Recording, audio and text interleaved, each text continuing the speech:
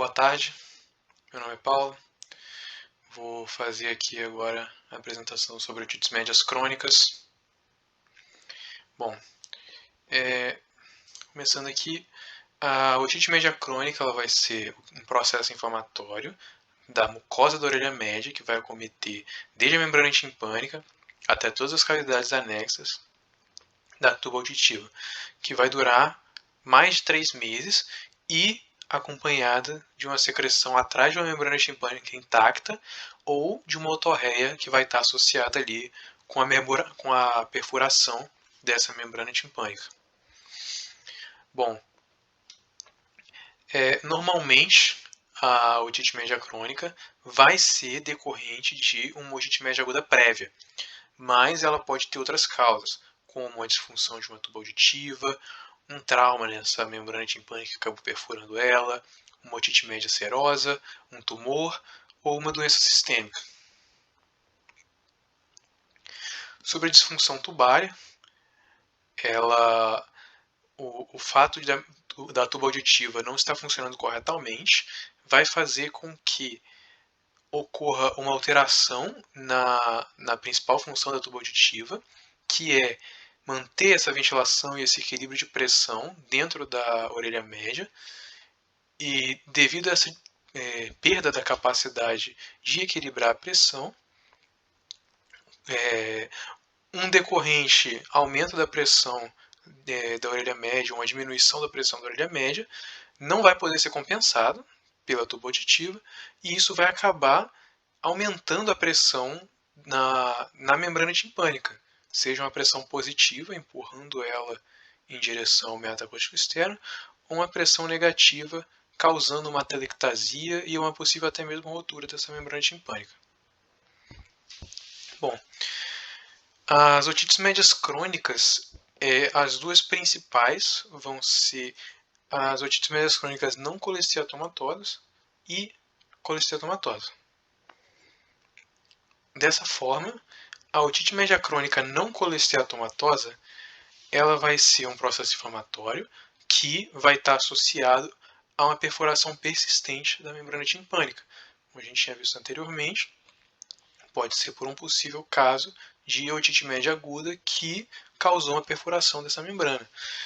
Bom, as otites médias agudas recorrentes com supuração podem causar essa perfuração da membrana timpânica, e se essa perfuração da membrana timpânica for grande o suficiente para que não consiga acontecer a regeneração espontânea dessa membrana timpânica, ela vai ficar aberta e vai desenvolver uma otite média crônica.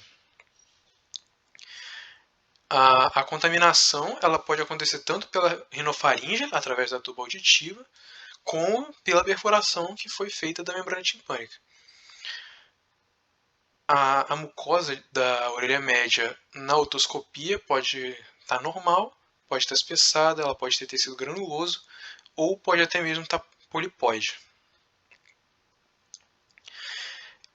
Na microbiologia da otite média crônica não colesteatomatosa, a gente vai encontrar bactérias e de qualquer tipo, podem ser bactérias aeróbias, anaeróbias, gram-positivas, gram-negativas. Nessa otite, a gente vai ter um quadro clínico principalmente de otorreia e hipoacusia. E na otoscopia, a gente vai identificar lá a perfuração da membrana timpânica, como a gente pode ver aqui na imagem. Vai ter uma presença ou ausência de secreção durante a otoscopia, e a mucosa aqui do que a gente consegue enxergar da orelha média pode estar normal, pode estar alterada. Na audiometria, se for pedida, ela pode vir normal, ela pode vir com uma perda auditiva condutiva ou uma perda auditiva mista. Já que essa membrana timpânica está perfurada, os órgãos da orelha interna estão expostos a sofrerem algum tipo de dano. O exame radiológico, ele pode vir normal ou ele pode apresentar uma mastoide esclerótica e pouco pneumatizada, mas ele não é necessário para a realização do diagnóstico.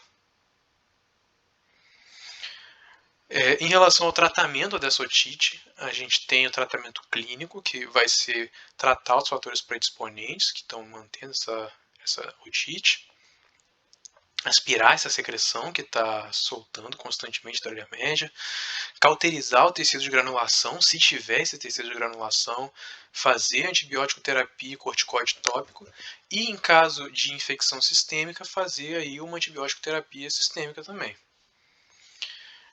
Além disso, a gente pode optar por um tratamento cirúrgico, um tratamento mais agressivo, pode fazer uma meringoplastia, fechando, se não tiver que intervir em mais nada a não ser a própria membrana timpânica, pode fazer uma meringoplastia, ou se quiser fazer, atuar ali em mais alguma coisa na orelha média, pode fazer uma timpanoplastia, e se for fazer uma cirurgia mais agressiva, pode fazer uma timpanomastoidectomia. Bom, já em relação à otite média crônica colesteatomatosa, o colesteatoma, que dá o nome da doença, ele vai ser um tumor, uma bolsa cística, que vai ser constituída por um epitélio estratificado, escamoso, queratinizado. Esse colesteatoma ele pode ser congênito, em que ele vai ser constituído, nesse caso, por restos de tecido ectodérmico do embrião, embrionário, ou ele pode ser um colesteatoma adquirido, que nesse caso ele ainda pode ser dividido em primário ou secundário. Bom, do colesteatoma congênito, ele vai ser bem raro, não é muito comum de se encontrar esse tipo de doença. Na otoscopia vai ser visível uma massa perolada, uma membrana timpânica intacta, são pouquíssimos sintomas que se identificam, e o diagnóstico geralmente vai ocorrer aos 4 anos. Esse colesteatoma ele pode aparecer com a membrana timpânica rota, se ele crescer o suficiente para romper essa membrana timpânica, mas pode acontecer de você fazer o diagnóstico nesse paciente, indo na otoscopia e visualizando lá o colesteatoma congênito crescendo. Já o colesteatoma primário, ele vai ser um colesteatoma que não vai ter um episódio de otite média aguda com uma perfuração timpânica. Por isso, uma vez que ele não vai ter esse episódio de otite média aguda, a perfuração timpânica tende a não ser na pars tensa. Geralmente a pars tensa vai estar preservada com a perfuração apenas da pars flácida, ou seja, da membrana de Shrapnel. Uma vez que o colesteatoma ele tem uma tendência natural a se desenvolver justamente ali no ático próximo à membrana de Shrapnel. Em relação ao quadro clínico dessa otite, a gente vai ter presente algumas vezes uma otorreia purulenta e fétida, com presença de perda auditiva. Mas nem sempre se encontra esses sintomas, e às vezes inclusive não se encontra nem a otorreia nem a perda auditiva. Mas na otoscopia, quando for examinar o paciente, vai encontrar uma perfuração posterior-superior da membrana timpânica, na região da membrana de Shrapnel. Vai encontrar também os grumos epiteliais com secreção e pode encontrar tecido de granulação ou pólipos.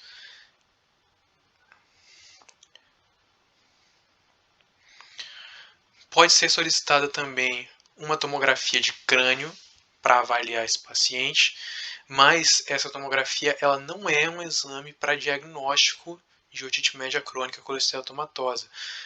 Essa tomografia de crânio ela é principalmente um exame pré-operatório. Ela vai visualizar ali o grau, como é que está o grau de pneumatização da mastoide, vai ver como é que está o tamanho desse colesteatoma de fato, quão grande ele está ali dentro do crânio, e principalmente para fazer ali o planejamento cirúrgico. O tratamento dessa otite vai ser feito com antibióticos tópicos e sistêmicos. Vai ser feito também possível o tratamento cirúrgico através de uma timpanomastoidectomia que vai ser uma técnica mais fechada, e a mastoidectomia radical, que é uma técnica aberta, que deixa as estruturas um pouco mais expostas, um pouco mais radical. Bom, em relação ao colesteatoma secundário, como o próprio nome diz, ele vai ser secundário a uma patologia da orelha média após uma perfuração prévia de membrana timpânica.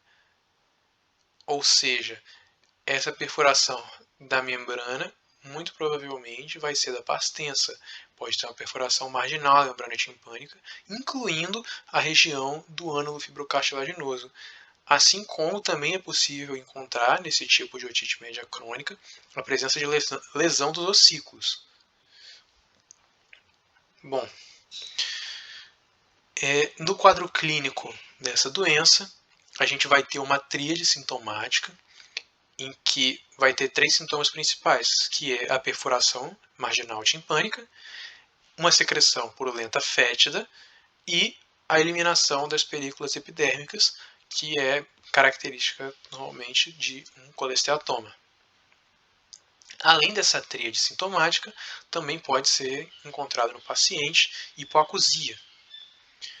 O tratamento vai ser similar ao do colesteatoma primário, vai ali ter o tratamento clínico com o uso de antibióticos, vai ter o tratamento cirúrgico, fazendo a timpanomastoidectomia, fazendo uma mastoidectomia radical, tem opções.